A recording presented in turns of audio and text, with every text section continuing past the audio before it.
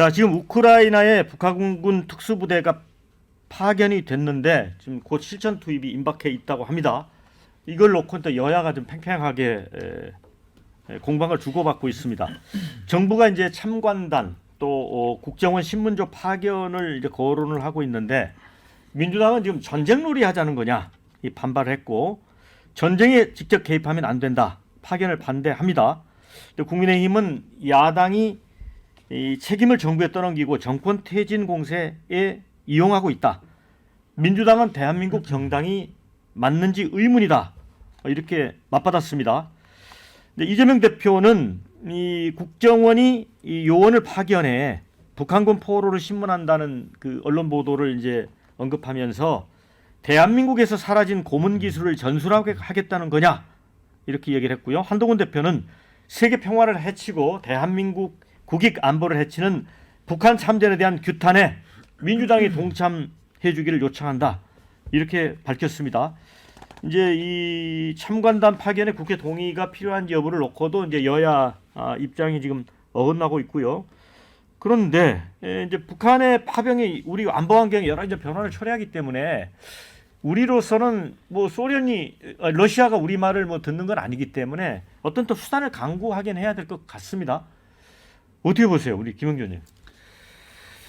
저는 이런 부분은 어쨌든 외교적인 부분이기 때문에 여야가 어쨌든 접점을 줄이고 대외적으로 보더라도 한 목소리를 낼 필요가 있다라고 생각하고요. 특히 이재명 대표 입장에서는 좀 북한 군 자체도 헌법상 우리 국민이기 때문에 인도를 해온다든지 어쨌든 표현이 무슨 신문을 한다라고 하는 부분은 좀 적절하지 않았다고 생각해요. 그리고 그런 고문에 대한 이야기를 국정원에 덧댐으로써 오히려 전체의 민주당 대표의 격을 낮췄다 아쉬운 부분이고요. 한기호 의원을 비롯해서 이 정부는 정말 민생도 어려운 상태에서 한국을 우리가 북대서양에 있는 나라인가 착각할 정도로 계속적으로 나토와 관련된 부분에 끌어들이면서 실질적으로는 더 우리나라를 위태롭게 만들고 있지 않느냐라는 생각이 듭니다. 실제로 제가 아는 바로는 용병도 있고 파병도 있어요. 제 개인적인 정보에 의하면 사실은 프리고진이라고 하는 이미 지난번에 푸틴에 의해서 사살돼 있는 용병 사업단에 우스리스크 있는 지역의 직경지 러시아 북한 직경지에 있는 벌목공들 전직 군인들이 북한을 탈출할 목적으로 그리고 돈벌이의 목적으로 자신을 스스로 간 부분이 있고요.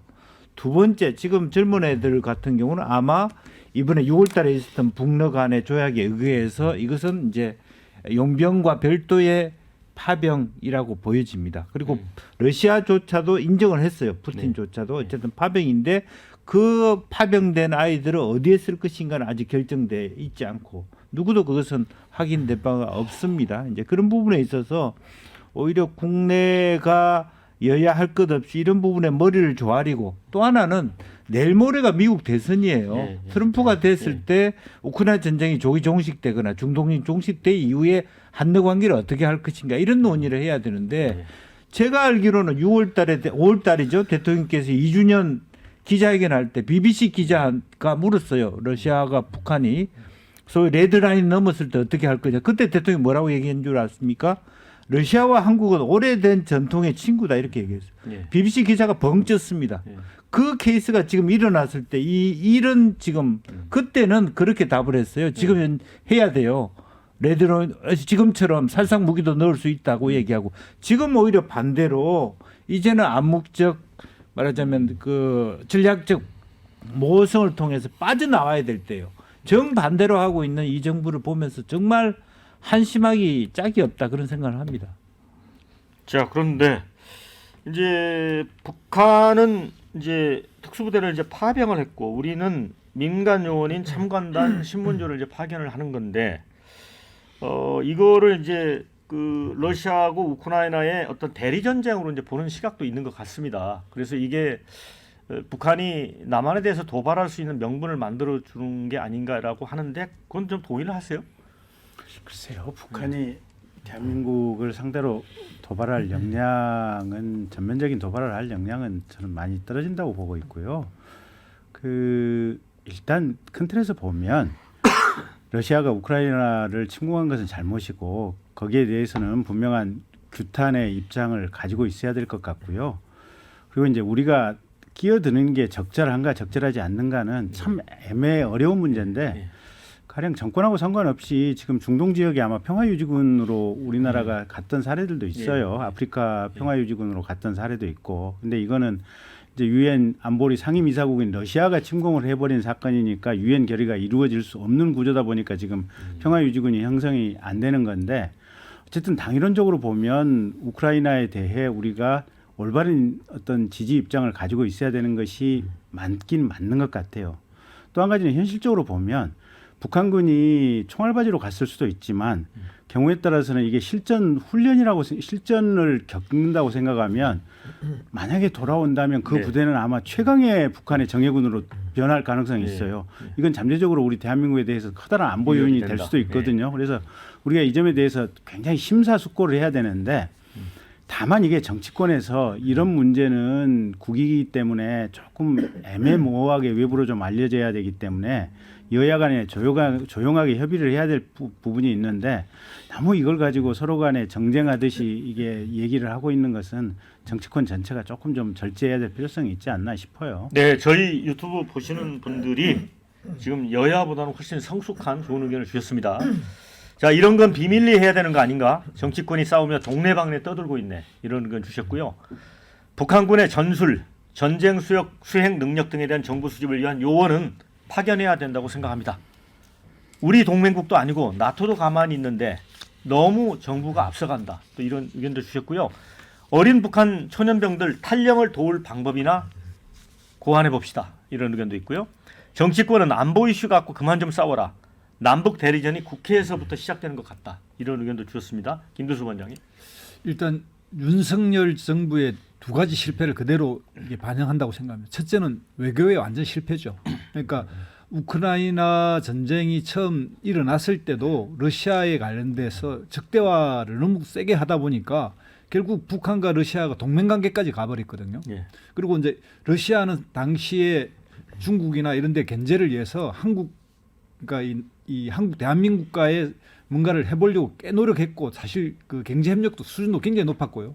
동방 포럼이라고 해서 블라디보스톡에서 연례적으로 주최해서 굉장히 이 동방 정책에 공을 들이고 있었고 이런 모든 부분을 다 무산시킬 정도로 러시아를 적대화하면서 생긴 문제가 있습니다. 그러니까 러시아가 우크라이나를 침공한 것에 대한 규탄을 하지만 또한 한편으로 나토가 계속 러시아를 압박하면서 진출해 들어가니까 이게 이제 지정학적 충돌이 일어났는데 여기에서는 전략적 판단을 해야 되는데 거기서 외교 실패했고요.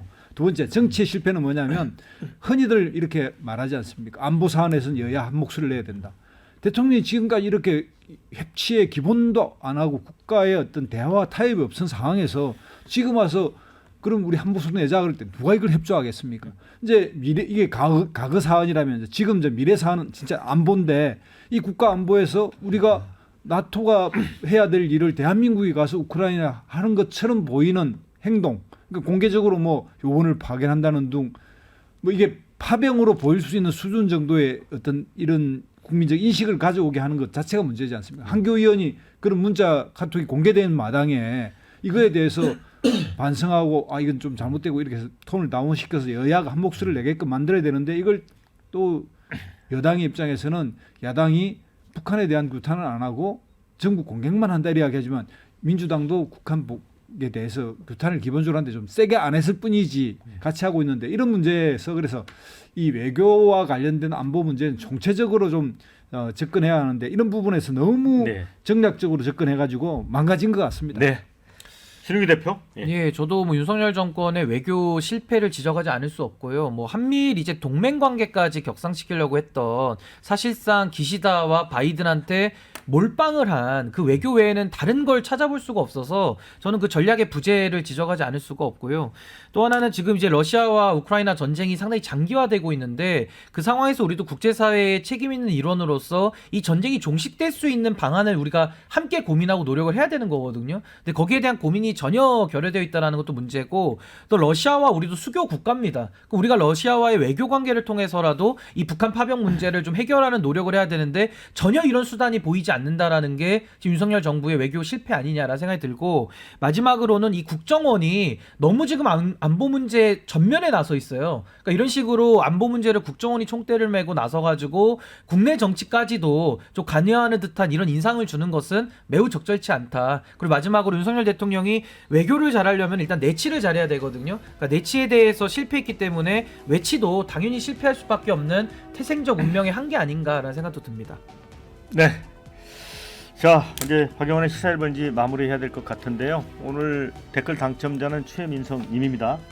근데 오늘이 그 이태원 참사 2주기인 것 같습니다. 그날 이제 축제 현장에서 159명이 이제 안타깝게 숨졌는데 유족들은 지금 투사가 돼 있습니다. 그래서 그 유족 중에 관련된 분이 그런 얘기를 한 게 있더라고요. 법을 위반한 게 없으면 잘못한 게 없다는 인식이 매우 위험하다. 우리에게는 법적인 의무뿐 아니라 사회 구성원이 지켜야 할 예의와 도리도 있다. 책임이 없다는 이유로, 법적 책임이 없다는 이유로 이렇게 회피하는 것은 아니다. 이런 의견